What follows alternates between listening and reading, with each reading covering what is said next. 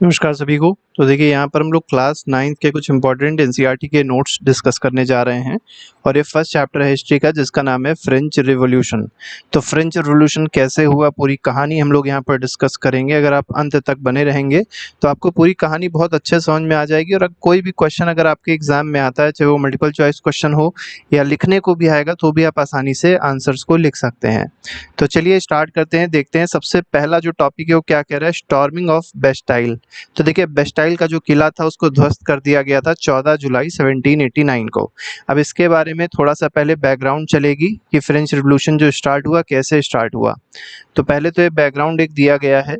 Paris was in state of alarm as the king set troops into the city. तो ये बात हुई कि जो पेरिस था वो एक तरीके से अलार्म इमरजेंसी की सिचुएशन में आ गया था, क्योंकि जो वहाँ का राजा था किंग लुई 16, उसने क्या कर दिया था, अपनी जो आर्मी थी, जो ट्रूप्स थे, उनको सिटी में भेज दिया था, शहरों में भेज दिया था, जाओ लोगों को मारो। ऐसा क्यों कोई करेगा, ऐसा राजा क्यों करेगा? रिवॉल्यूशन को बंद करने के लिए, रोकने के लिए। र्यूमर्स क्या फैल गया। अब देखिए जब भी ऐसी कोई चीज़ होती है तो अफवाहें पहले फैलती हैं, वहाँ पर भी र्यूमर्स फैले। और क्या र्यूमर्स फैले कि किंग ने ऑर्डर किया है कि फायरिंग कर दो सिटीजन पे। ठीक है, तो ये एक र्यूमर फैला। देखिए र्यूमर की बात कही गई है, वो ऐसा कुछ था कि नहीं था नहीं बताया जा सकता है, लेकिन ये र्यूमर था कि और ऑर्डर कर दिया किंग ने कि फायरिंग करनी है जाके सिटीजन पे। किससे ऑर्डर किया? ट्रूप्स से। 7,000 मेन एंड वुमेन गैदर्ड। अब देखिए 7,000 मेन और वुमेन गैदर होते हैं और इन्होंने क्या कर लिया, एक आर्मी टाइप की, एक पीपल मिलिशिया, एक आर्मी टाइप की छोटी सी बना ली। ठीक है। They raided government buildings in search of arms. अब देखिए 7,000 मेन और वुमेन जो थे, ये जब लड़ाई करना है ट्रूप से, तो ट्रूप से अपने हाथ पैर से तो लड़ाई कर नहीं सकते, आर्म्स चाहिए, एम्यूनेशन चाहिए। तो इसके लिए क्या करते हैं, गवर्नमेंट बिल्डिंग्स पे जाके रेड करने लग गए, उसको तोड़ने फोड़ने लग गए, ढूंढने लग गए कि कहीं आर्म्स मिल जाए। और इन्हीं में एक जो बड़ा ग्रुप था वो मार्च मतलब मूवमेंट करता है किधर की, और बेस्टाइल की तरफ। और बेस्टाइल क्या था, तो एक जेल थी बड़ी और किला भी था, दोनों चीज़ें थी। तो फोर्ट्रेस भी था, किला भी था, और ये एक बहुत बड़ी जेल भी थी। अब इसमें माना जाता था कि इसमें आर्म्स और एम्यूनिशंस होंगे, तो इसमें लोग गए थे इसको तोड़ने फोड़ने की, यहाँ से आर्म्स और एम्यूनिशंस मिल जाएंगे।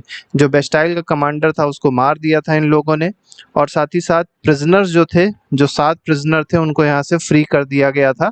और बेस्टाइल का जो फोर्ट था उसको पूरी तरीके से डिमोलिश कर दिया गया था। अब इसके पीछे एक और ये भी रीज़न था डिमोलिश करने के पीछे, कि ये माना जाता था कि जो बेस्टाइल का फोर्ट है वो एक तरीके से पावर शो करता है किंग की, और क्योंकि लोग किंग के खिलाफ लड़ रहे थे तो उसकी पावर को पूरी तरीके से तहस नहस करना था, तो ये इसलिए भी किया गया था। ठीक है। Stones of Bastille were sold as souvenirs. इसका मतलब क्या है कि देखिए बेस्टाइल के जो किला था उसके जो पत्थर थे, लोग उसको बेच रहे थे, लोग उसको लेके जा रहे थे। ठीक है, एक प्रतीक के रूप में, ऐसे आप इसको समझ सकते हैं। ठीक है। This event mark the beginning of French revolution, और इस तरीके से फ्रेंच रिवॉल्यूशन की बिगिनिंग होती है। अब हम लोग स्टार्ट करेंगे अपना चैप्टर जिसका नाम है फ्रेंच रिवॉल्यूशन। तो बैकग्राउंड देखिए, बैकग्राउंड क्या है। तो पहले तो हम लोग देखेंगे कि कॉज क्या रहा, रिवॉल्यूशन क्यों हुआ। तो जैसे भी आपको बताया था, वहाँ का राजा था जिसका नाम था लुईस 16। ठीक है, उसके बारे में यहाँ पर मेनली बात होगी। तो लुईस 16 जो था बॉर्बन फैमिली से था, और ये किंग कब बना? 1774 में किंग बनता है। 20 साल इसकी उम्र थी। ठीक है, और इसकी शादी किससे हुई थी? तो मैरी एंटोनी से हुई थी, और ये ऑस्ट्रिया की प्रिंसेस थी, ऑस्ट्रिया की राजकुमारी थी, उसके साथ इसकी शादी हुई थी।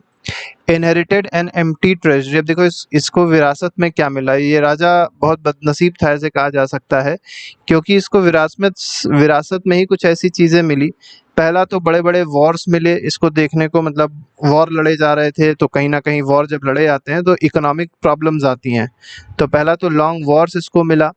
दूसरा क्या है, एक्स्ट्रावेगेंट एक्सपेंसेस ऑफ वर्सैलिस पैलेस। अब वर्सैलिस पैलेस को बनाने में बहुत ज़्यादा खर्चा कर दिया गया था, तो ये एक्सपेंसेस भी किसको झेलने हैं? इसी को झेलने हैं। तो ये एक बहुत बड़ी प्रॉब्लम इसको देखने को मिली।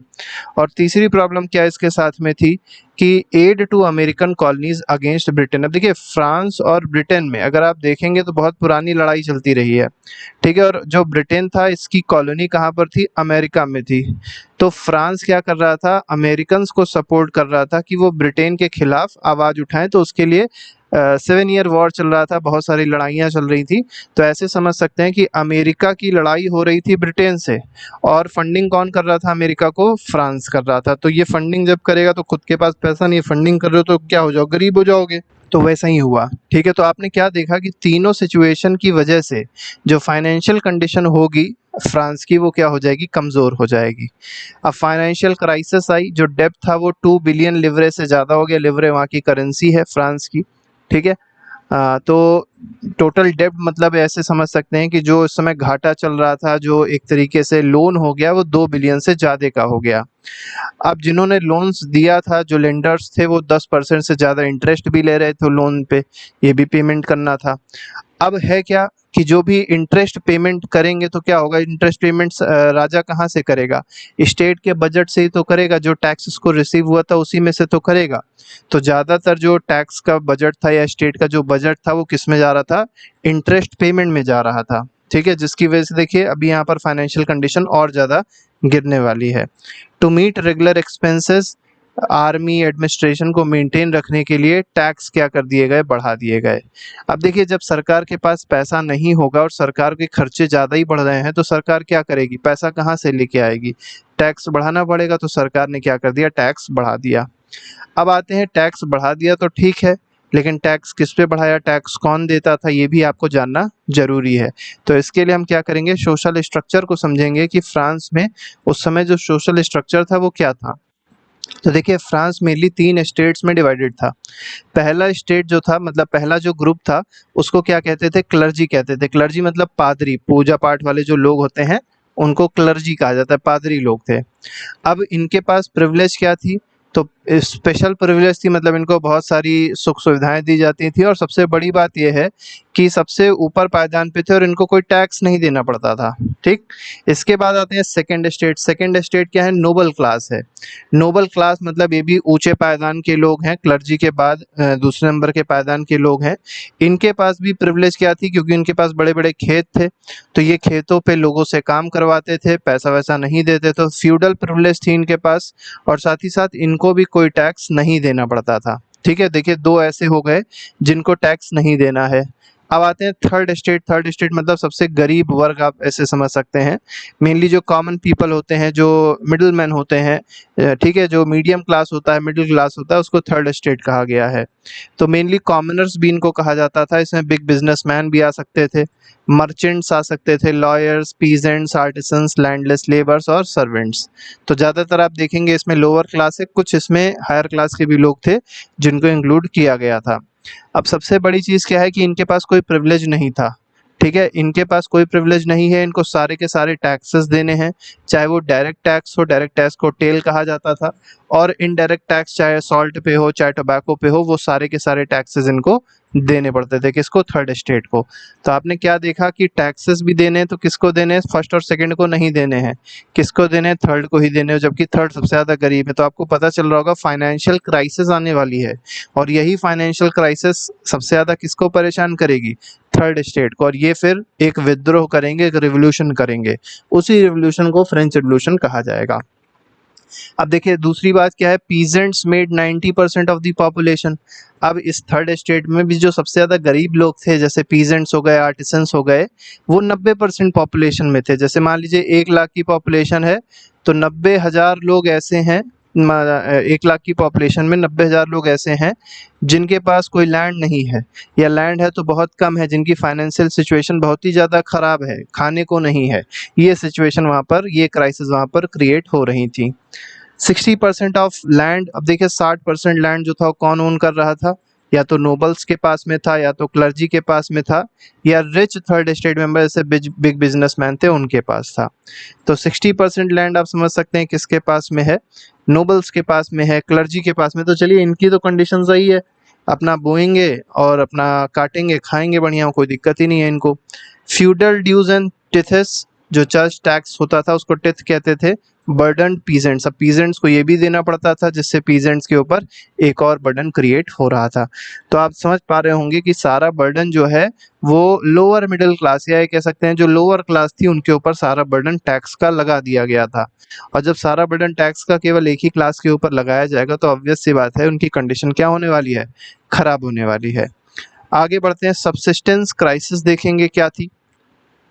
सबसिस्टेंस क्राइसिस को आप ऐसे समझ सकते हैं कि केवल पेट भरने के लिए भी अनाज जब नहीं रह जाता है तो उसको कहते हैं सबसिस्टेंस क्राइसिस। तो इसके पीछे रीज़न क्या था, पॉपुलेशन जो थी वो तेज़ी से बढ़ी फ्रांस की, 23 मिलियन थी 1715 में और 28 मिलियन हो गई 1789 में। ठीक है, अब ये आज के टाइम पे हम लोग को जो वैल्यूज़ हैं कम लग रही होंगी, लेकिन उस समय के हिसाब से ये वैल्यूज़ बहुत ज़्यादा हैं, ये पॉपुलेशन बहुत ज़्यादा थी। ठीक है, food grain production could not keep up, bread prices rose. अब देखिए हुआ क्या, पॉपुलेशन तो तेज़ी से बढ़ी लेकिन फूड ग्रेन का प्रोडक्शन बढ़ नहीं रहा था, साथ ही साथ क्लाइमेट भी कभी कभी ऐसा हो जाता था जिसकी वजह से प्रोडक्शन खराब हो जाता था। वेजेस रिमेंड रो, अब जो वेजेस जो तनख्वाह दी जाती थी, क्योंकि आपको पता है फ्यूडलिज्म वहाँ प्रैक्टिस किया जा रहा था, तो जो तनख्वाह दी जा रही थी नोबल क्लास के द्वारा या बड़े वर्ग के द्वारा जो तनख्वाह दी जा रही थी गरीबों को, मजदूरों को, वो भी बहुत ही कम थी, जिसकी वजह से क्या हुआ, गैप जो था रिच और पुअर के बीच में वो बढ़ता चला गया। तो रिच जो है वो तो बढ़िया प्रॉफिट में जा रहा था, लेकिन पुअर का क्या हो रहा है, पुअर का बहुत ही ज़्यादा नुकसान हो रहा है। तो हर तरफ से आप देखेंगे प्रॉब्लम किसके लिए क्रिएट हो रही है, पुअर्स के लिए क्रिएट हो रही है। Famines due to drought hail cause frequent subsistence crisis. अब देखिए अभी हमने आपको बताया कुछ क्लाइमेटिक ऐसे फैक्टर्स आते गए जिसकी वजह से और ज़्यादा सब्सिस्टेंस क्राइसिस हो गई, जैसे ड्रॉट सूखा पड़ गया, हेल ओलावृष्टि हो गई, ओले ओले गिर गए, फसल खड़ी हुई है पतला पानी बरस गया, ओले गिर गए, जिसकी वजह से फसल क्या हो गई, खराब हो गई। तो ये सब चीज़ें क्या हैं, इन सब ने क्या कर दिया, सब्सिस्टेंस क्राइसिस को जन्म दिया। आगे बढ़ते हैं, emergence of middle class and enlightenment ideas. अब देखिए यहाँ पर अब इमरजेंस होने आ रहा है मिडिल क्लास का। अब मिडिल क्लास कैसे इमर्ज करेंगे, ये इनकी क्या मेंटालिटी रहने वाली है, क्या सोच होगी इनकी, एनलाइटनमेंट आइडियाज़ इनके पास कहाँ से आएंगे, ये सब हम लोग यहाँ पर देखने वाले हैं। तो मिडिल क्लास जो था वो अब इमर्ज करता है। अब कौन कौन है मिडिल क्लास में, जैसे मर्चेंट्स हो गए, मैन्युफैक्चरर्स हो गए, प्रोफेशनल्स हो गए, जिसमें लॉयर्स ऑफिशियल्स आ गए। अब इनका टाइम है, ये इमर्ज करने वाले हैं, मतलब इनके अंदर थोड़ी सी जागरूकता आने वाली है। ये किस में बिलीव करते थे, इक्वालिटी में बिलीव करते थे, मेरिट में बिलीव करते थे। ये ऑटोक्रेसी में या मोनार्की में बिलीव नहीं करते थे, प्रिविलेज जो बर्थ के साथ दी जाती थी उसमें बिलीव नहीं करते थे। बहुत सही बात है, करना भी नहीं चाहिए।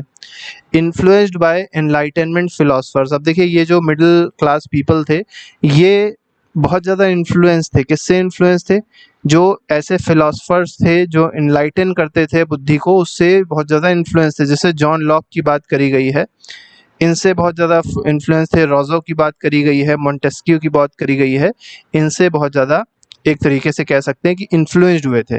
जॉन लॉक ने क्या कहा, against divine right of monarch. Monarch क्या कहता था अपने आप को, डिवाइन राइट, मतलब ईश्वरीय उसके पास शक्ति है, ईश्वरीय उसके पास राइट है, तो कुछ भी कर सकता है। तो जॉन लॉक ने इसके खिलाफ बात करी, तो इससे बहुत ज़्यादा इनलाइटेंड हुए, इससे इसकी फिलॉसफी से लोग प्रभावित हुए, मिडिल क्लास प्रभावित हुआ। रूजो ने क्या कहा है, सोशल कॉन्ट्रैक्ट के बारे में बात करी है, इससे भी लोग प्रभावित होते हैं सोशल कॉन्ट्रैक्ट से। और मॉन्टेस्क्यू ने कहा कि डिवीजन ऑफ पावर होना चाहिए, मतलब जो पावर है वो डिवाइडेड होनी चाहिए, लेजिस्लेटिव के पास अलग पावर होनी चाहिए, एग्जीक्यूटिव के पास अलग होनी चाहिए, जुडिशरी की पावर अलग होनी चाहिए। और ये कहीं ना कहीं लोग इससे भी सहमत थे। ठीक है, और अभी क्या चल रहा था, मोनार्की के पास सारी पावर्स थी, मतलब लेजिस्लेटिव भी वही काम करता था, एग्जीक्यूटिव का काम भी वही करता था, और जुडिशियल डिसीजंस भी मोनार्की देता था। ठीक है, तो कहीं ना कहीं ये सारी पावर्स बहुत ज़्यादा गलत थी और मोंटेस्क्यू उसी के खिलाफ थे, तो लोगों ने इसको भी सपोर्ट किया और इनकी जो फिलॉसफी थी उसको सपोर्ट किया गया। The ideas were discussed in saloons. अब देखिए ये जो बातें होती हैं बहुत छोटी छोटी जगहों पे होती हैं, जब लोगों के अंदर थोड़ी सी ऐसी विचारधारा उत्पन्न हो रही होती है जिससे रिवोल्यूशन होने वाला होता है, तो ये बातें सलून्स मतलब बाल काटने वाले की दुकान पे लोग बैठे होंगे साथ में, तो उनके साथ करेंगे, कॉफ़ी पी रहे होंगे, चाय पी रहे होंगे, उनके साथ बैठ के करेंगे, और साथ ही साथ बुक्स लिखी जाएंगी, उस समय न्यूज़पेपर्स लिखे जाएंगे जिसको लोग पढ़ेंगे और चीज़ों को समझने की कोशिश करेंगे। Public anger and growing discontent. अब आपको पता चल गया होगा ऊपर की सिचुएशन जो भी थी फ्रांस में, उससे लोगों के अंदर उबाल आ रहा होगा, लोगों के अंदर गुस्सा हो गया होगा। ठीक है, लोग बहुत ज़्यादा पीड़ित होंगे, बहुत ज़्यादा गुस्से में होंगे। ठीक है, और डिसकंटेंट क्रिएट हो गया होगा मोनार्क के खिलाफ। People grew angry at privileges of the clergy and nobility. देखिए आपने देखा कि क्लर्जी और नोबिलिटी को बहुत सारे प्रिविलेजेस दिए गए थे, उनको टैक्स नहीं देना पड़ रहा था, और केवल ऐसे लोग ही टैक्स दे रहे थे जिनके पास खाने को पैसा नहीं था, उनसे ज़बरदस्ती टैक्स भी लिया जा रहा था। तो लोग इससे क्या हो गए, इस प्रिविलेज से लोग बहुत ज़्यादा गुस्से में थे। News of king's plan to increase taxes caused protest. अब देखिए, क्योंकि फाइनेंशियल कंडीशन स्टेट की खराब थी, तो किंग क्या प्लान कर रहा है कि टैक्स को बढ़ाएगा।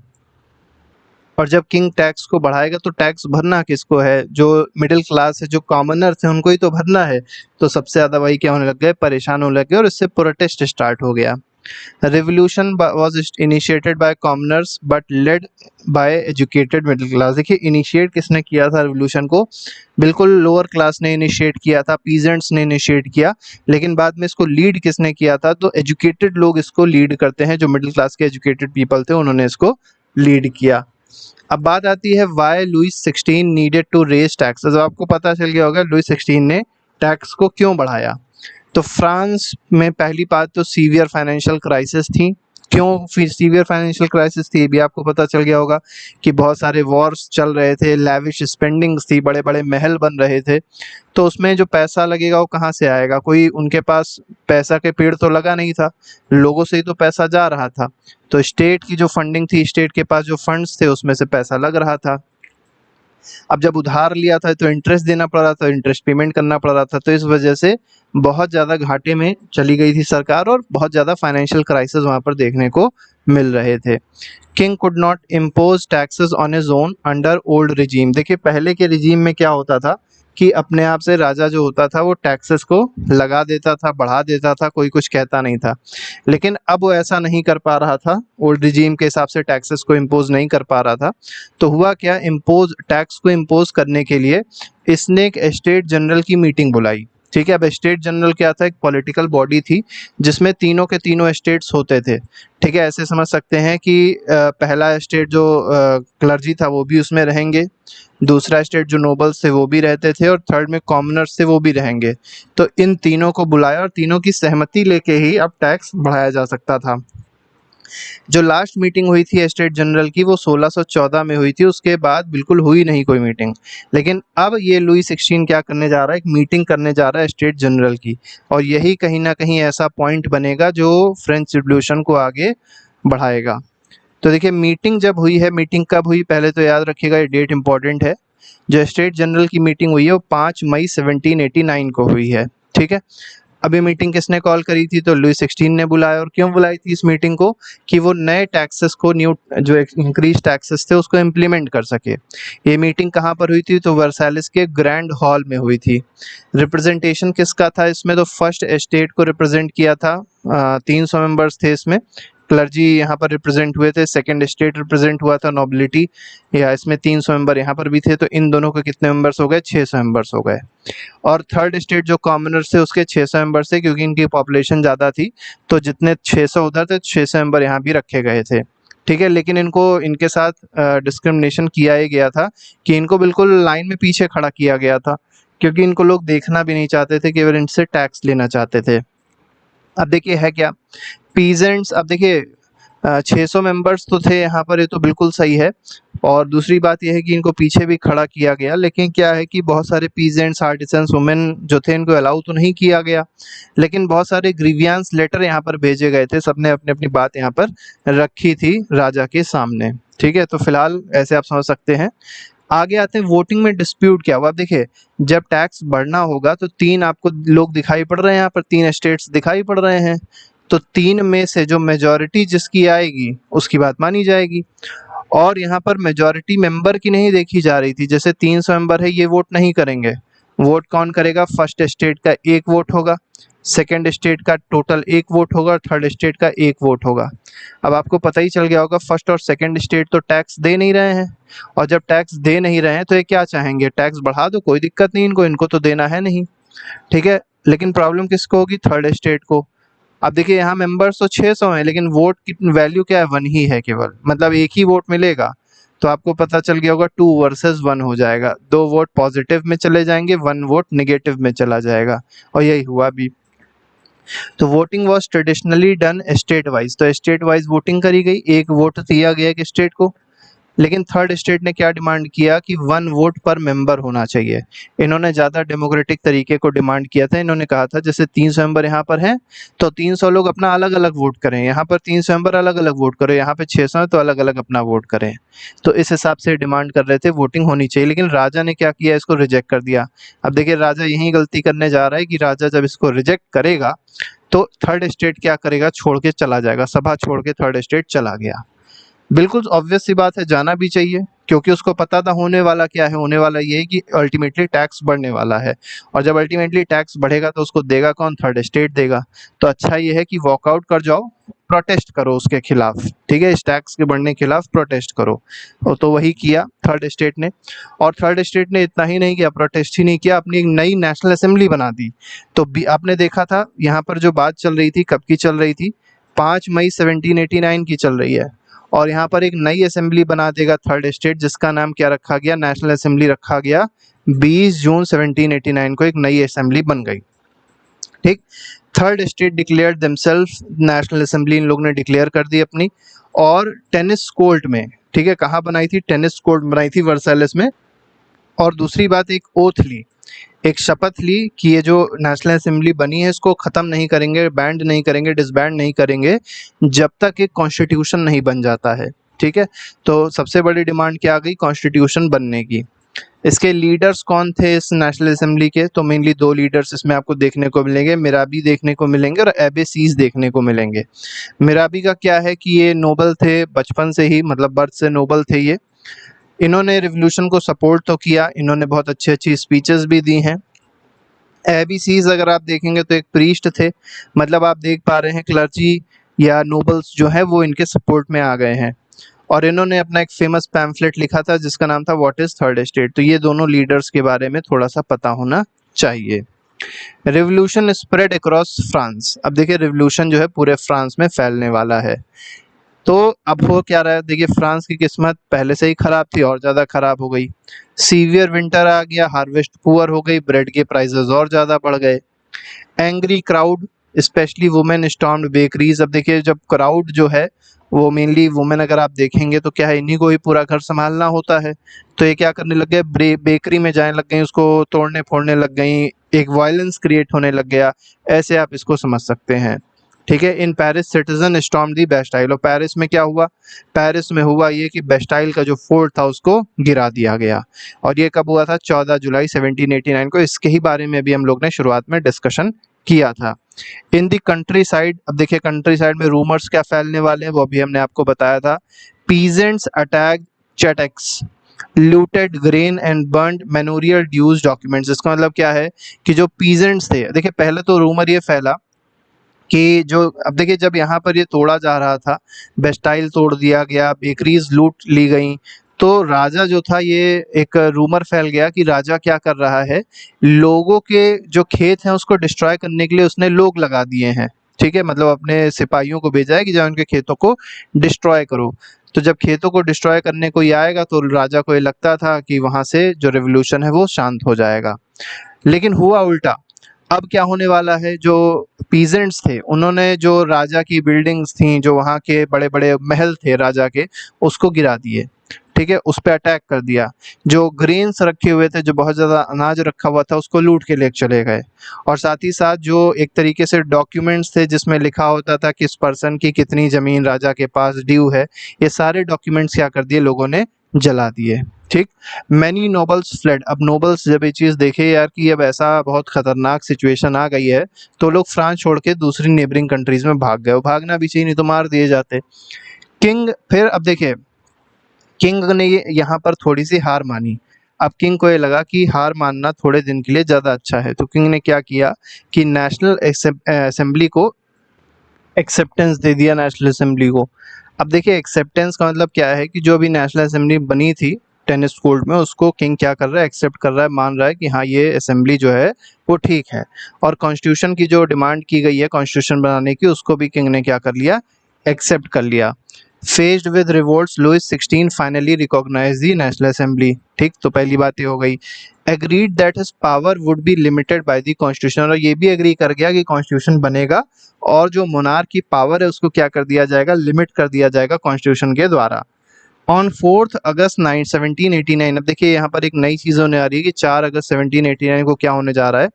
जो फ्यूडल प्रिविलेजेस दिए जाते थे, टिथ जो टैक्स देना पड़ता था, चर्च टैक्स हो गया, उसको क्या कर दिया गया, एबॉलिश कर दिया गया। अब ये सब नहीं दिया जाएगा। चर्च लैंड वॉज कॉन्फिस्केटेड, अब जो चर्च को लैंड दिया गया था उसको भी ले लिया गया, जिससे गवर्नमेंट के पास एक अच्छा खासा वेल्थ देखने को मिलती है। 2 बिलियन लिवरे का एसेट देखने को यहाँ पर सरकार के पास मिला। अब यहाँ पर क्या है कि एक नई सरकार, नई कॉन्स्टिट्यूशन क्रिएट होने जा रही है 1791 में। तो कॉन्स्टिट्यूशन क्रिएट हुई, कंप्लीटेड बाय नेशनल असेंबली इन 1791 में कॉन्स्टिट्यूशन बन गई। अब इसके कुछ आप इंपॉर्टेंट पॉइंट समझ लीजिए कि क्या क्या इंपॉर्टेंट पॉइंट्स थे इस कॉन्स्टिट्यूशन में। तो पहला तो ये था कि इस कॉन्स्टिट्यूशन को कॉन्स्टिट्यूशनल मोनार्की, मतलब फ्रांस को कॉन्स्टिट्यूशनल मोनार्की बना दिया गया। मतलब मोनार्क तो रहेगा, लेकिन मोनार्क की जो पावर होगी वो अनलिमिटेड नहीं होगी। इसको एक लिमिट तय करेगा कौन, हमारा कॉन्स्टिट्यूशन। ऐसा वहाँ पर एक क्रिएट किया गया कॉन्स्टिट्यूशन। पावर्स वर डिवाइडेड, अब पावर जो थी उसको डिवाइड कर दिया गया। लेजिस्लेचर को पावर दी गई, एग्जीक्यूटिव को पावर दी गई और जुडिशरी, 3 ऑर्गन्स बनाए गए गवर्नमेंट के।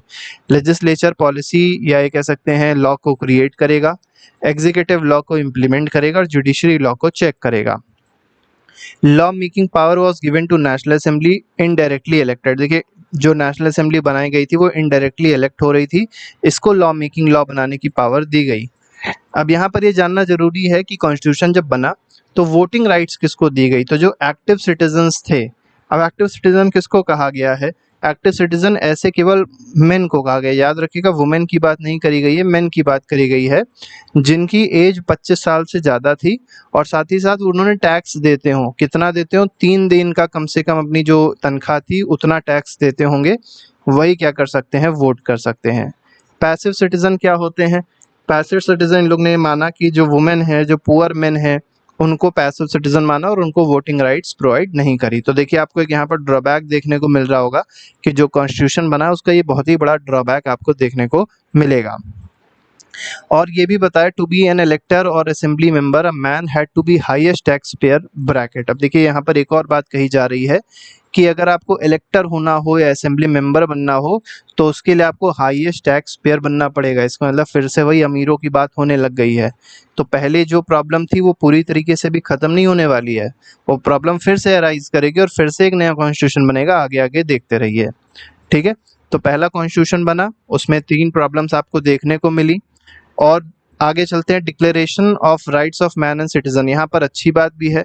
क्या अच्छी बात है कि यहाँ पर फंडामेंटल राइट्स की, नेचुरल राइट्स की बात करी गई है। Constitution began with this declaration, जो कॉन्स्टिट्यूशन बना था उसमें ये डिक्लेरेशन दिया गया, declaration of rights of man and citizen. तो राइट्स दिए गए, stated that all people have natural and inalienable rights. तो ये बताया गया कि हर एक पर्सन के पास, हर एक इंसान के पास क्या होंगे, कुछ नेचुरल राइट होंगे जिनको लिया नहीं जा सकता, ठीक है, जिनको वॉयलेट नहीं किया जा सकता। जैसे लाइफ के लिए राइट है, राइट टू लाइफ है, freedom of speech and expression type का है, ठीक है, अपना ओपिनियन रख सकते हैं तो फ्रीडम ऑफ ओपिनियन है। इक्वालिटी बिफोर लॉ है कि मतलब सभी लोग इक्वल हैं। आप देख रहे थे ऊपर इनइक्वालिटी करी गई है, लेकिन क्या बता रहे हैं, इक्वालिटी बिफोर लॉ बता रहे हैं। आगे बढ़ते हैं, आगे देखते हैं क्या चीज़ें हैं, ठीक है। तो आपने कौन कौन से राइट्स देखे, आपको पता ही चल गया होगा। These rights were seen as universal. अब इन राइट्स को यूनिवर्सल मांगा गया, तो ये माना गया कि ये जो राइट्स हैं यूनिवर्सल हैं, सबको दिए गए हैं और इनको वापस नहीं लिया जा सकता किसी भी तरीके से। और स्टेट, मतलब जो कंट्री की ड्यूटी रहेगी, जो गवर्नमेंट की ड्यूटी रहेगी, वो क्या रहेगी कि वो इन राइट्स को क्या करेंगे, प्रोटेक्ट करेंगे, ठीक है। अब आते हैं, देखिए सरकार जो है, वॉर और टेंशन अगला इंपॉर्टेंट बहुत ही पॉइंट होने वाला है, क्योंकि लुई 16 जो है एक बहुत बड़ा कदम उठाने वाला है, कुछ चालाकी करने वाला है। चलिए चालाकी को समझते हैं कि लुई 16 जो है वो क्या चालाकी करेगा। अब देखिए इसने कॉन्स्टिट्यूशन को साइन तो कर दिया, इसने एक्सेप्ट कर लिया कि हाँ कॉन्स्टिट्यूशनल मोनार्की फ्रांस में रहेगी, लेकिन सीक्रेटली एक और काम कर रहा है कि ये निगोशिएशंस कर रहा है, किसके साथ में, प्रूशिया के राजा के साथ ये निगोशिएशन कर रहा है। कह रहा है प्रूशिया से कि हम पर अटैक करो, मतलब फ्रांस की गवर्नमेंट पे, मतलब अपने आप पे अटैक करने को कह रहा है, और कह रहा है कि इस गवर्नमेंट को ख़त्म कर दो। अब ये ऐसा क्यों कह रहा है, बहुत सिंपल सी बात है, इसकी पावर्स को लिमिट कर दिया गया है, तो ये चाह रहा है कि वो गवर्नमेंट खत्म हो जाएगी तो फिर से हम अपनी पावर को दिखा सकते हैं। यूरोपियन मोनार्क इस पे अटैक क्यों करेंगे, ये भी एक बहुत बड़ा क्वेश्चन है कि जो प्रूशिया का राजा है वो इस पे अटैक क्यों करेगा, क्योंकि यहाँ पर भी क्या चल रही है, मोनार्की चल रही है। अब जब लोगों को ये पता चलेगा कि फ्रांस में कॉन्स्टिट्यूशन बन गया तो प्रूशिया के लोग भी क्या डिमांड करेंगे कि हमारे यहाँ भी कॉन्स्टिट्यूशन बनना चाहिए, हमारे यहाँ भी राइट्स होने चाहिए जो अभी तक नहीं दिए गए हैं। तो सारे यूरोपियन पावर को ये डर लग रहा है कि जैसा फ्रांस में हुआ है कहीं उनके यहाँ भी ना हो जाए। तो सारे के सारे यूरोपियन पावर क्या हो जाएंगे, अब यूरोपियन मोनार्क इस डर से इन्वेड कर देंगे फ्रांस को। इन्वेड मतलब लड़ाई करने लग जाएंगे फ्रांस से, फ्रांस की गवर्नमेंट को ख़त्म करने लग जाएंगे, यहाँ की डेमोक्रेसी को एक तरीके से ख़त्म करने की प्लानिंग करेंगे। हुआ क्या, 1792 में नेशनल असेंबली जो थी वो खुद ही वॉर डिक्लेयर कर देती है। जब इन लोग को पता चला कि ऐसा कुछ हो रहा है तो इन लोग ने खुद ही प्रूशिया और ऑस्ट्रिया पर क्या कर दिया, वॉर डिक्लेयर कर दिया। अब वॉर डिक्लेयर कर दिया तो आपको पता ही है, नेशनल असेंबली जो थी वो गरीब लोगों से, मिडिल क्लास लोगों से बनी थी, तो बहुत सारे लोगों ने पार्टिसिपेट किया वॉर में और अल्टीमेटली हुआ क्या, फ्रांस जीता और वो लोग हारे। ठीक, पीपल्स वॉर इसीलिए इसको कहा गया है मर्सेलस। ठीक है, thousands of volunteer join the army. अब देखिए यहाँ पर बहुत सारे वॉलंटियर्स आए जिन्होंने आर्मी ज्वाइन करी। ठीक है, viewing as war of the people against monarchy. और क्या चीज समझी गई, इस वॉर को कैसा वॉर समझा गया कि ये लोगों का वॉर है, किसके खिलाफ, मोनार्की के खिलाफ ये वॉर हो रहा है। The Marseillaise composed by Rouget de Lisle became the revolutionary war song. अब देखिए वॉर सॉन्ग भी क्रिएट हो गया, जैसे भारत में वंदे मातरम है, जनगण मन है, तो ये एक तरीके से सॉन्ग है बहुत इंपॉर्टेंट। बाद में यही जो था वो क्या बन गया, नेशनल एंथम बन गया फ्रांस का। Demand for more radical change, अब एक नई डिमांड क्रिएट हो रही है। और फाइनली क्या हुआ उस वॉर में, आपको पता ही चल गया कि क्योंकि बहुत ही ज़्यादा लोग पावरफुल थे, राजा तो पावरफुल था ही था, लेकिन यहाँ पर जो लोग थे उनके अंदर इच्छा शक्ति बहुत ज़्यादा थी। तो इन लोग ने अल्टीमेटली क्या किया, उन लोगों को ख़त्म करके रख दिया, हरा दिया पूरी तरीके से। अब यहाँ पर एक नए रेडिकल चेंजेस की डिमांड होने लग गई। अब हुआ क्या, रिवोल्यूशनरी वॉर से कुछ प्रॉब्लम्स क्रिएट हुई, क्योंकि आपको पता है वॉर जब भी होता है प्रॉब्लम लेके आता है, तो बहुत सारी हार्डशिप ये क्रिएट करेगा। क्या, इकोनॉमिक लॉसेस बहुत हुए, तो इकोनॉमिक शॉर्टेज हो गया, इकोनॉमिक स्ट्रेन हुआ, फूड की शॉर्टेज हो गई, लोग पास खाने पीने को अब साधन नहीं बचा। अब वुमेन जो थी उनको हाउस होल्ड देखना पड़ता था, सारा काम उन्हीं लोग को करना पड़ रहा था, क्योंकि मेन जो थे वो दूर जा चुके थे, लड़ाई वड़ाई कर रहे थे, ठीक है, सैनिक बन गए थे, तो वो लोग वहाँ पर नहीं थे। सारा काम किसको करना पड़ रहा था, वुमेन को करना पड़ रहा था। 1791 कॉन्स्टिट्यूशन बेनिफिटेड ओनली वेल्दी। अभी आपको हमने बताया था कि जो 1791 का कॉन्स्टिट्यूशन बना है वो बेनिफिट किसको कर रहा है, केवल जो अमीर लोग हैं उन्हीं लोग को बेनिफिट कर रहा था। तो अब किस चीज़ की डिमांड हो जाएगी, को डीपर रिफॉर्म्स, कुछ ऐसे और रिफॉर्म्स होने चाहिए जिससे अमीरों के साथ साथ जो गरीब लोग थे, गरीब जनता थी, उनको भी बेनिफिट मिल सके उस कॉन्स्टिट्यूशन से। तो यहाँ पर एक पॉलिटिकल क्लब का राइज होगा, उस पॉलिटिकल क्लब बहुत ज़्यादा इंपॉर्टेंट है जिसका नाम है जैकोबिन्स। तो जैकोबिन्स का राइज होने वाला है, एक पॉलिटिकल क्लब है। Became centre for discussion and planning, यहाँ पर प्रॉपर डिस्कशन होता था, प्रॉपर प्लानिंग होती थी चीज़ों की, तो ये एक पॉलिटिकल क्लब था। Jacobian were most powerful club named after farmer convent in Paris. तो एक कॉन्वेंट हुआ करता था पेरिस में, उसके नाम पे जैकोबिन का नाम पड़ा है। ठीक है, यहाँ पर जो मेंबर्स होते थे जैकोबिन के, जैसे आप ऐसे समझ सकते हैं इंडिया में आईएनसी बनी थी, इंडियन नेशनल कांग्रेस बनी थी 1885 में, वहाँ पर भी ऐसी कुछ चीज़ें होती थी, ऐसे ही यहाँ पर भी हो रहा है। तो मेंबर्स कौन कौन थे, तो स्मॉल शॉपकीपर्स थे यहाँ पर मेंबर्स, ठीक है, बहुत छोटे छोटे से शॉपकीपर्स, मतलब गरीब लोग ही आप देखेंगे इसमें मेंबर्स हैं। आर्टिसंस थे, शू मेकर हो गया, वॉच मेकर्स हो गए, प्रिंटर्स हो गए, तो ये सब यहाँ पर मेंबर्स हैं। डेली वेज वर्कर्स हो गए, नौकर हो गए, तो ये सब यहाँ पर मेंबर हुआ करते थे। लेकिन इसको लीड कौन कर रहा था, इस लीडर का नाम याद रखिएगा, रॉबस्पियर। ठीक है, तो रॉबस्पियर का नाम याद रखिएगा। अब ये लीड करेगा, लोगों के लिए बहुत अच्छा काम भी करेगा, लेकिन इसके अंदर भी थोड़ी सी ऐसी चीज़ आ जाएगी कि इसको लगेगा तानाशाह बन गया और लोग इसको ही मार देंगे। आगे देखते हैं, पता चलेगा अभी आपको इसके बारे में। सैन क्लेटस, अब देखिए ये क्या है, ये बहुत इंपॉर्टेंट है। यहाँ पर देखिए फोटो भी लगी हुई है।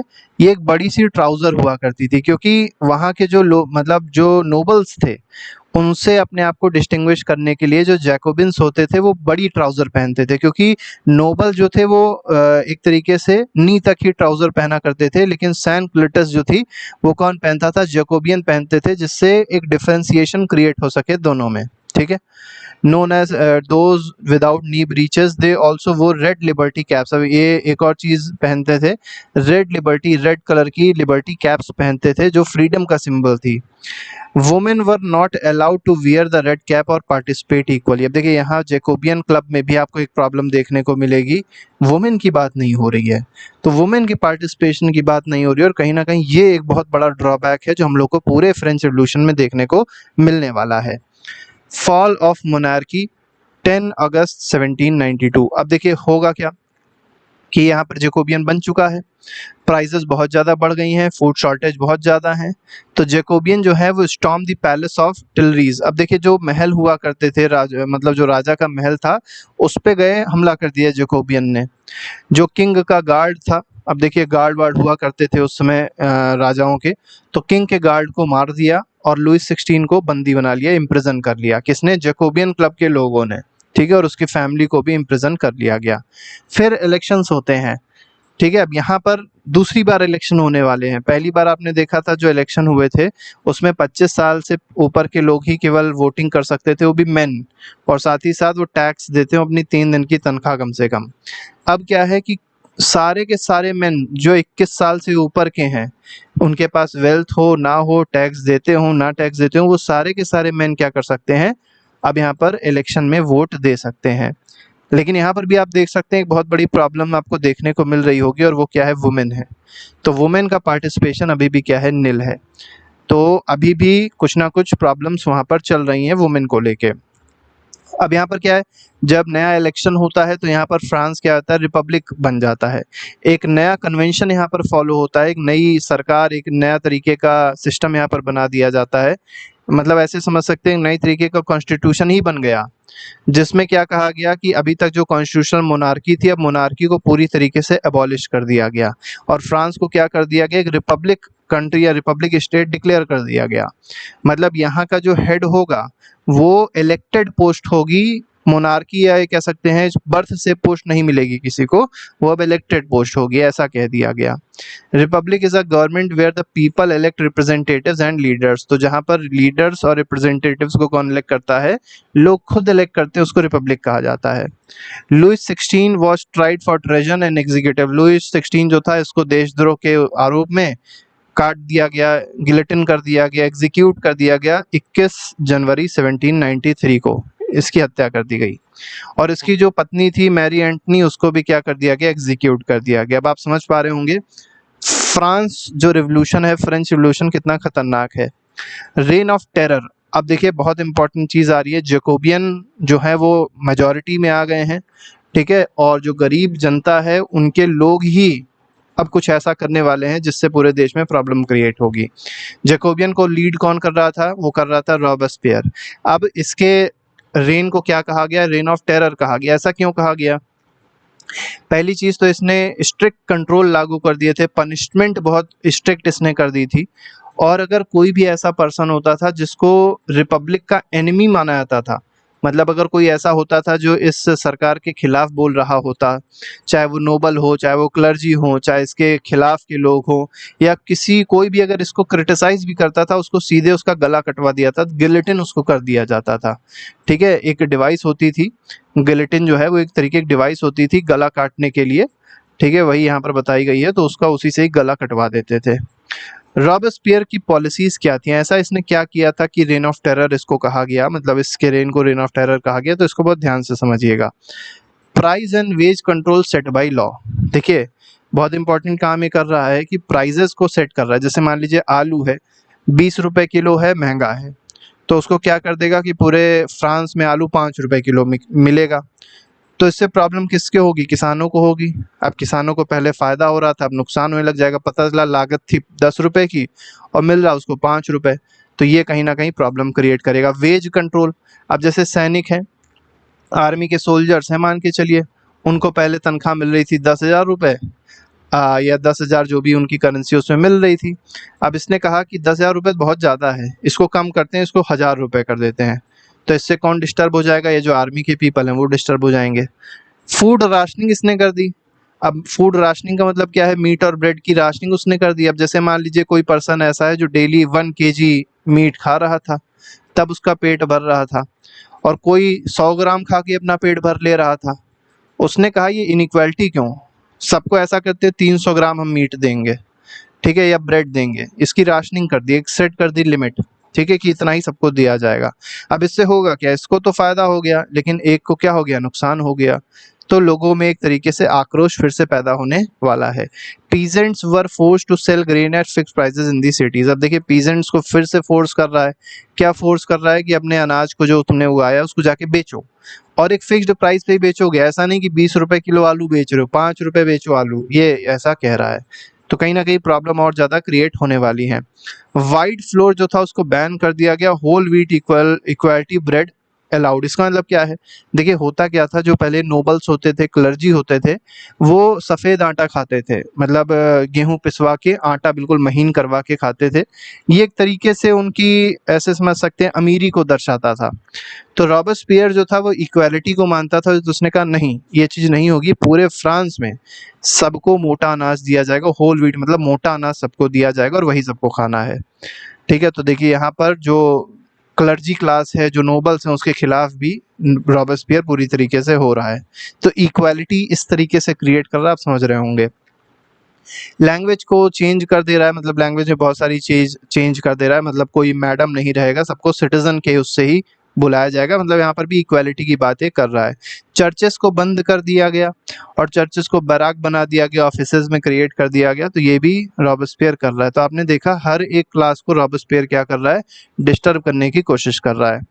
तो रॉबस्पियर जब इस तरीके का काम करेगा तो इसका फॉल जरूर होना है। तो देखिए फॉल कैसे हो रहा है, तो फॉल ऑफ रॉबस्पियर 1794, मतलब एक ही 2 साल में इसको फिर हटाने की लोग कोशिश भी करने लग गए।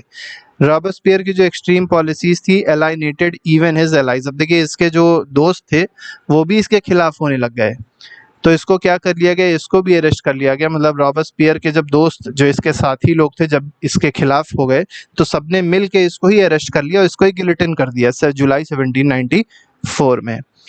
अब देखिए जो सरकार का मेन हेड था, प्रधानमंत्री जो था एक तरीके से, उसको ही मार डाला। अब जब उसको ही मार डालेंगे तो क्या होंगे, पावर शिफ्ट होगी, मतलब पावर कहाँ जाए, किसके पास जाए, सारी अर्थव्यवस्था, सारी राजनीतिक व्यवस्था तो खराब हो गई, खत्म हो गई। तो एक डायरेक्टरी बनाई गई, ठीक है, बोर्ड ऑफ डायरेक्टर्स बनाए गए जिनको ये पावर दी गई। Power shifted to wealthy middle class. अभी देखिए आपने क्या देखा, अभी जो पावर थी ऊपर किसके पास थी, जेकोबियंस के पास में थी। जेकोबियंस का जो हेड था रॉबस्पियर, उसके पास में थी। अब लेकिन आपस में मनमुटाव हुआ, लोगों ने उसकी पॉलिसीज के खिलाफ बात करी, उसको उसका गला कटवा दिया गया। तो अब क्या है, ये डिसाइड हो गया कि जो लोअर मिडिल क्लास है वो कंट्री को लीड नहीं कर सकता। तो वेल्दी मिडिल क्लास को अब जिम्मा सौंप दिया गया, पावर इसको शिफ्ट कर दी गई। नया कॉन्स्टिट्यूशन बनाया गया। नया कॉन्स्टिट्यूशन देखिए तीसरी बार कॉन्स्टिट्यूशन बन रहा है, पहली बार बना, दूसरी बार बना। पहली बार में क्या आपने देखा था, कॉन्स्टिट्यूशनल मोनार्की बनाई गई। दूसरे बार में क्या देखा, मोनार्की खत्म कर दी गई, रिपब्लिक बना दिया गया फ्रांस को। अब तीसरी बार यहाँ पर नया कॉन्स्टिट्यूशन बन रहा है। तीसरी बार क्या हो रहा है, voting rights denied to poor. फिर से देखिए वही सेम चीज़ आ गई, वोटिंग राइट्स जो अभी तक सबको दे दी गई थी, सारे मेन को, अब वो फिर से ख़त्म कर दी गई, ठीक है। सबको नहीं दी जाएगी, केवल पढ़े लिखे अमीर लोगों को ही वोटिंग राइट्स दी जाएगी। डायरेक्टरी बनाई गई, 5 मेंबर की एग्जीक्यूटिव थी, उसको बनाया गया, जिसको कौन चूज करेगा, जो 2 इलेक्टेड लेजिस्लेटिव काउंसिल्स थी वो इस 5 मेंबर की एग्जीक्यूटिव को चूज करेंगे, ठीक है। और ये 5 लोग इसलिए रखे आते थे, मेजॉरिटी पे कोई भी डिसीजन होता था तो ये 5 लोग लेते थे, और इससे क्या होता था, एक ही कोई पर्सन का कंसंट्रेशन, मतलब पावर जो था वो एक ही इंडिविजुअल के हाथ में नहीं होगा। तो एक तरीके से कंसंट्रेशन ऑफ पावर को रोकने के लिए ऐसा किया गया था। लेकिन जो डायरेक्टरी बनी वो खुद भी अनस्टेबल थी। क्यों अनस्टेबल थी, क्योंकि इसके क्लैशेस होते रहते थे लेजिस्लेचर के साथ में। लेजिस्लेचर कोई पॉलिसी भेजता था, ये लोग मना कर देते थे। कोई अच्छी पॉलिसी या कोई बुरी पॉलिसी आती थी तो इसको मना कर दिया जाता था। बहुत ज़्यादा क्लैशेस इनमें ही हो रहे थे, ठीक है। अब इस वजह से फिर से क्या आ जाएगी, इनस्टेबिलिटी आ जाएगी। अब आपको क्या पता चला, आपको ये पता चला कि पहले कौन था, पहले किंग था। किंग के बाद कौन आया, किंग के बाद आपने देखा जेकोबियन, सॉरी जेकोबियन में पहले आया कौन, पहले कॉन्स्टिट्यूशनल मोनार्की हुई, ठीक है, इसमें बड़े लोग शामिल थे, ठीक है, मतलब बड़े लोगों ने कॉन्स्टिट्यूशन बनाया। उसके बाद जेकोबियंस आए, जेकोबियंस ने क्या किया, एक नया कॉन्स्टिट्यूशन बनाया, रिपब्लिक उसको क्रिएट कर दिया, लेकिन रॉबस्पियर की जो पॉलिसी थी वो इतनी ज़्यादा खराब थी जिससे लोग बहुत ज़्यादा गुस्सा हुए और उसको ही मार डाला। अब यहाँ से एक नया कॉन्स्टिट्यूशन बन रहा है, डायरेक्टरी की बात हो रही है, लेकिन डायरेक्टरी भी बहुत अच्छा काम नहीं कर पाई, क्लैशेस रहे और ये भी क्या हो गई, फेल हो गई। तो आप ये समझ सकते होंगे कि किस तरीके से फ्रांस में प्रॉब्लम्स क्रिएट हो रही हैं। अब यहाँ पर एक नया लीडर आने वाला है जिसका नाम क्या है, नेपोलियन बोनापार्ट है। अब नेपोलियन बोनापार्ट ने जब ये देखा कि इस तरीके की प्रॉब्लम चल रही हैं तो इसका फिर राइज स्टार्ट होता है। ठीक है, केओस चल रहा था तो मिलिट्री जनरल था नेपोलियन बोनापार्ट, ये पावर में आता है। Eventually establish a military dictatorship. अब देखिए नई तरीके की एक मतलब एक सरकार बनने वाली है जिसको क्या कहा गया, मिलिट्री डिक्टेटरशिप। तो पहले जो राजा था, फिर वो कॉन्स्टिट्यूशनल मोनार्की हुई, फिर नया कॉन्स्टिट्यूशन बना, फिर मिडिल क्लास वाले लोग अपने पावर में आए, जैकोबियन बना। अब क्या बनने, फिर डायरेक्टरी बनी। अब डायरेक्टरी जब फेल हुई तो मिलिट्री डिक्टेटरशिप हो जाएगी, जैसे इस समय आप देख सकते हैं पाकिस्तान में है। ठीक है, नॉर्थ कोरिया में भी अगर आप देखेंगे वही है, मिलिट्री डिक्टेटरशिप। मतलब जो मिलिट्री के लीडर्स होंगे वो डिक्टेटर बन जाएंगे, वो लोगों पे राज करेंगे, ऐसा है कुछ। तो यहाँ पर हम आगे अब थोड़ा सा 10th क्लास की किताब में इसके बारे में ज़्यादा दिया हुआ है कि नेपोलियन बोनापार्ट क्या क्या करेगा, लेकिन अभी फ़िलहाल हम देख लेते हैं कि इस रिवॉल्यूशन से क्या क्या चीज़ें देखने को मिलती हैं। तो रिवॉल्यूशन से मेनली कुछ आइडियल्स क्रिएट होते हैं, जैसे लिबर्टी की बात यहाँ से स्टार्ट होती है, इक्वालिटी बिफोर लॉ के बारे में बात होती है, फ्रैटर्निटी मतलब बंधुत्व की बात होती है, ब्रदरहुड की बात होती है। अब इससे एक और इम्पॉर्टेंट बात ये होती है कि इसने इंस्पायर किया बहुत सारे रिवॉल्यूशन मूवमेंट्स को। अब क्योंकि फ्रांस में एक तरीके से क्या हो रहा था, कॉन्स्टिट्यूशन की बात हो रही थी, राइट्स की बात हो रही थी, तो यूरोप में जितने भी मोनार्क थे, मोनार्कियल जितनी भी गवर्नमेंट थी, वहाँ पर भी अब रिवॉल्यूशन स्टार्ट हो गए थे। Role of women in French revolution. अब बात करते हैं वुमेन का क्या रोल था फ्रेंच रिवॉल्यूशन में। तो पहली चीज़ तो याद रखिएगा, वुमेन का एक्टिव पार्टिसिपेशन तो था ही था फ्रेंच रिवॉल्यूशन में, हालांकि इनको राइट्स नहीं दिए गए पहले, लेकिन एक्टिव पार्टिसिपेशन पूरा था। ठीक है, तो जो भी रिवॉल्यूशनरी मूवमेंट्स थे उनमें एक्टिव पार्टिसिपेशन था बिगनिंग से ही। Mostly women class belong to third state, earn a living as. अब देखिए यहाँ पर जो वुमेन थी वो थर्ड स्टेट में बिलोंग करती थी, ये सिलाई बुनाई का काम करती थी, लॉन्ड्री का काम करती थी, मार्केट वेंडर्स थी, डोमेस्टिक वर्कर्स थी, मतलब अच्छी बहुत ज़्यादा काम करती थी औरतें। ठीक है, महिलाएं जो थी बहुत ज़्यादा काम किया करती थी वहाँ पर। तो इस तरीके से इन लोग ने पार्टिसिपेशन किया है फ्रेंच रिवॉल्यूशन में। क्या क्या चैलेंजेस इनको फेस करने पड़े। चैलेंजेस पहला तो ये है कि इनको एजुकेशन नहीं प्रोवाइड करी जाती थी, जॉब ट्रेनिंग नहीं प्रोवाइड करी जाती थी, मतलब काम तो कर रही थी लेकिन काम के लिए इनके पास कोई ट्रेनिंग नहीं थी। ठीक है, अब जो डॉटर्स हुआ करती थी वेल्दी फैमिलीज़ में, वही केवल कॉन्वेंट्स में पढ़ सकती थी, बाकी और कोई पढ़ नहीं सकता था। वुमेन के पास एक सबसे बड़ा चैलेंज ये था कि उनको काम भी करना पड़ता था और फैमिली भी संभालनी पड़ती थी, जैसे कुकिंग का काम हो गया, वाटर लेके आना पड़ता था। ठीक है, ब्रेड के लिए लाइन लगानी पड़ती थी, बच्चों की देखभाल करनी पड़ती थी, तो ये सारा काम महिलाएं कर रही थी, तो इनकी कंडीशंस बहुत अच्छी नहीं थी। वेजेस भी इनकी कम थी, मेन को ज़्यादा तनख्वाह दी जाती थी सेम वर्क के लिए as compare to women.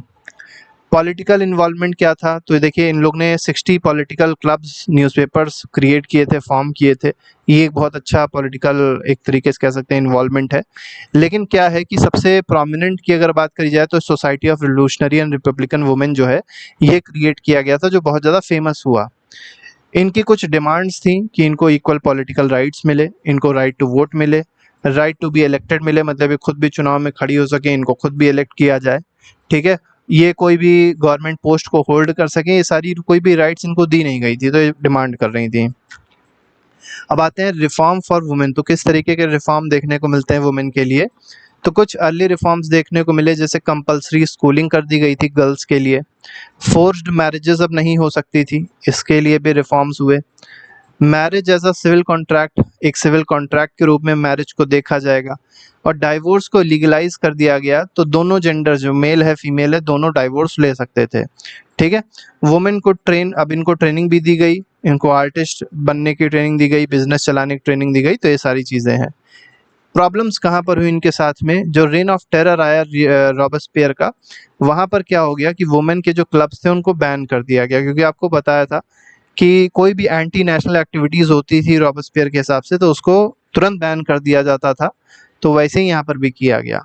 Political activities of women were outlawed, पूरी तरीके से खत्म कर दिया गया, बहुत सारी वुमेन को अरेस्ट किया गया, मार डाला गया। तो इस तरीके से भी आप इसको समझ लीजिए। लेगेसी वुमेन्स स्ट्रगल, अब देखिए लेगेसी क्या है वुमेन्स स्ट्रगल की, तो वुमेन राइट मूवमेंट जो है बहुत सालों तक चला, 200 साल तक चलता रहा, ठीक है। और इस वजह से ही अगर आप देखेंगे तो आज जो वुमेन को सफरेज मिला है, मतलब वोटिंग राइट्स मिली है, वो इसी रिवोल्यूशन के साथ मिल पाई।